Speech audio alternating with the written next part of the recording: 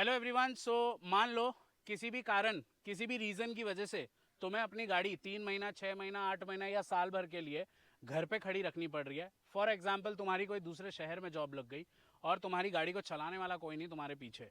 तो वो कौन सी चीज़ें हैं जहाँ पे तुम अपनी गाड़ी का काफ़ी अच्छे तरीके से ध्यान रख सकते हो ताकि जब लौटोगे तो कोई भी तुम्हें बड़ा खर्चा तुम्हारी गाड़ी में नहीं होगा।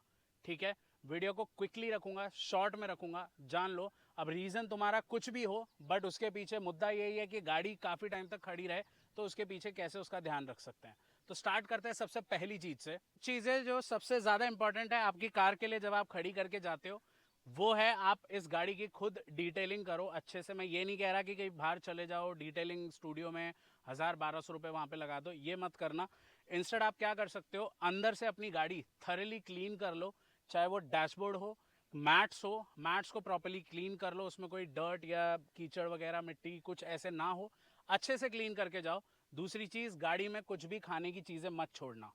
अगर गाड़ी में कुछ भी खाने की चीज़ें छोड़ोगे आप तो वहाँ पे दो चीज़ें होंगी। पहली बात तो जब लौटोगे बहुत स्मेल हो जाएगी गाड़ी में और वो बहुत ही ख़राब चीज़ होगी आपकी कार के लिए। एंड दूसरी चीज़, खाने की जब भी कोई चीज़ छोड़ोगे ना तो वो रैट्स को एक इनविटेशन होता है।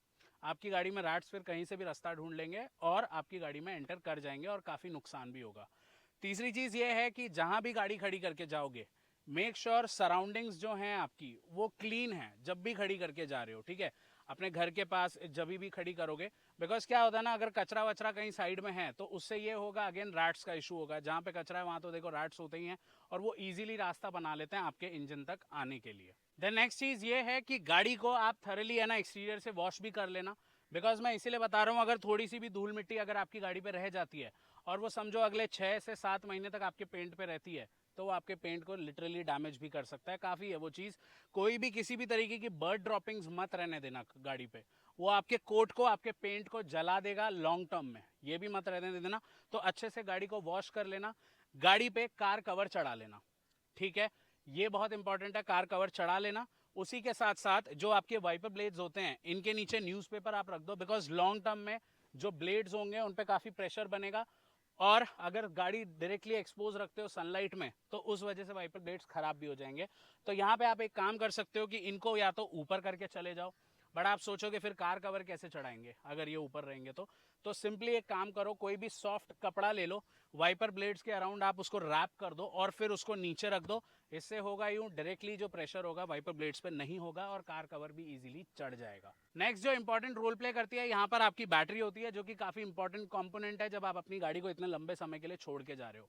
मैं आपको रेकमेंड करूंगा, देखो आपके दिमाग में ये आएगा मैं किसी को घर पे बोल दूंगा हर कुछ टाइम में गाड़ी चालू कर देंगे, अपनी जगह पे गाड़ी स्टार्ट होगी, बैटरी भी चार्ज हो जाएगी। देखो उसमें कुछ गलत नहीं है, बट मैं ये बोलूंगा अगर आपका कोई दोस्त है ना उसको बोलो कि वो कुछ दिनों में आके गाड़ी अपनी चलाए 5 से 6 किलोमीटर वापस लाके खड़ी कर दे, जिस दोस्त पे तुम भरोसा करते हो।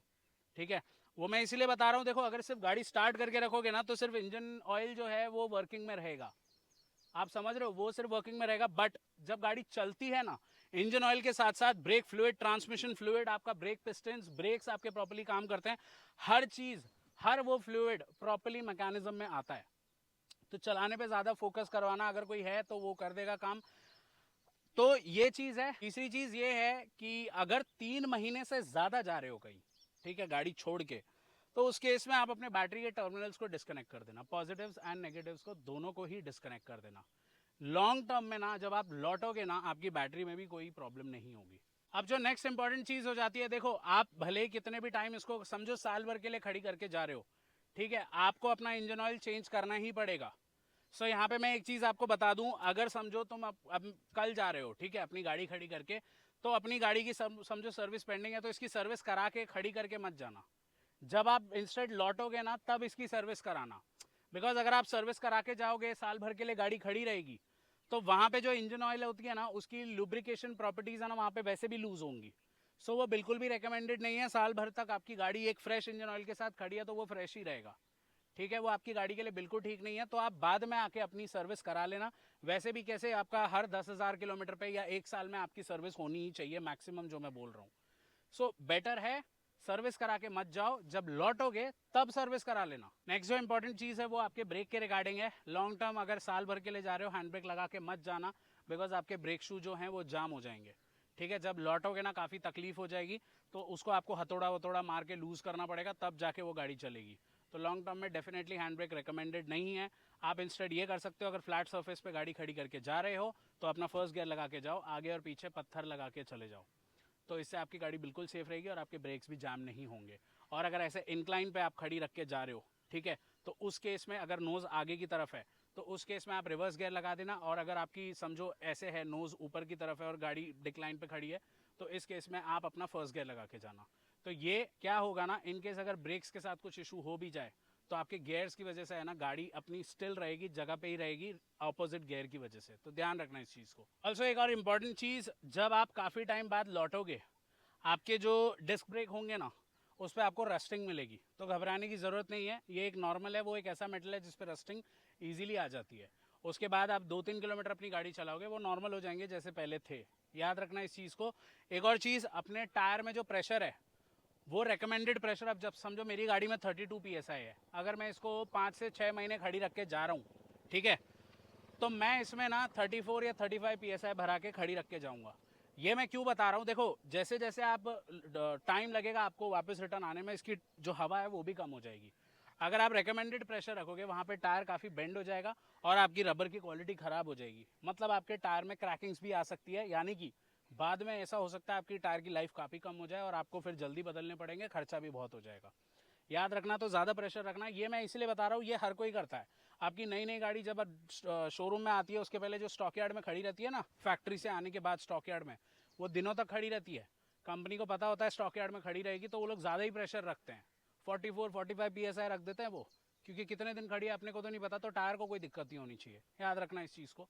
सो अब बात करते हैं जब लौटोगे तब क्या करना है सबसे पहले, क्योंकि कुछ लोग होते हैं सीधा आके गाड़ी स्टार्ट कर देते हैं। तो ये बताता हूँ, पहले तो मैं बैठ जाता हूँ यार, काफ़ी थक भी गया हूँ। सो देखो, जब आप लौटोगे सीधा आके गाड़ी मत स्टार्ट करना, बहुत गलत चीज़ है ये। अगर आपकी गाड़ी पे कवर है तो पहली बात तो ऑब्वियस सी बात है, कवर निकालो।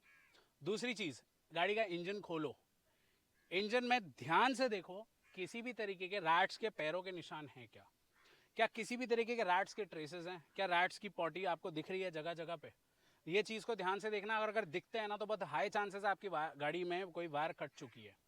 सो अच्छे से गाड़ी को गो थ्रू करो, अगर दिखता है तो कोई वायर उसको देखो कहीं से कटी है या नहीं कटी है, और अगर हुआ है तो देखो वहीं पे उस चीज़ को चेंज करा लो, या जो भी आगे फर्दर प्रोसीडिंग्स होंगी वो तो आपको पता ही होंगी, बट स्टिल डायरेक्टली चालू मत करना। और अगर नहीं मिलते रैट्स के ट्रेसेस, फिर आप जाओ उसके गाड़ी के अंदर बैठो, गाड़ी को डालो इग्निशन मोड में, चालू नहीं करनी है सीधी, इग्निशन मोड में डालो, फिर बंद कर दो, फिर इग्निशन मोड में, फिर ऐसे 2-3 बार करो। इससे फ्यूल पंप को अच्छे से वर्क करने दो, फ्यूल खींचने दो। काफ़ी टाइम तक गाड़ी खड़ी रही थी। उसके बाद जैसे इग्निशन मोड में तीसरी बार डालोगे, MID में देखो जितनी भी वार्निंग लाइट्स आ रही हैं, क्या वहाँ पे कोई ऐसी अनयूजुअल वार्निंग लाइट आ रही है जो आपकी गाड़ी के लिए खतरनाक हो सकती है, ये भी देख लेना, बिकॉज काफ़ी टाइम तक गाड़ी खड़ी रही है। समझ गए।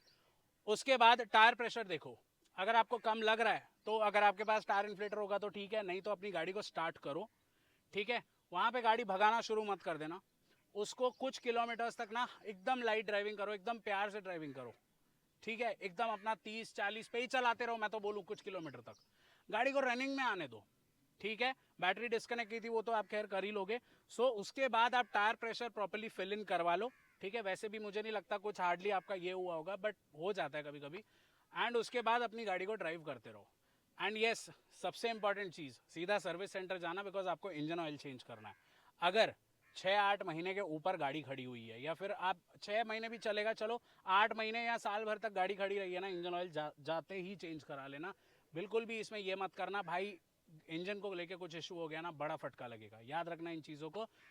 बाकी यही सारी चीज़ें हैं जिनका आपको ध्यान रखना है जब लॉन्ग टर्म के लिए गाड़ी खड़ी करके जाते हो।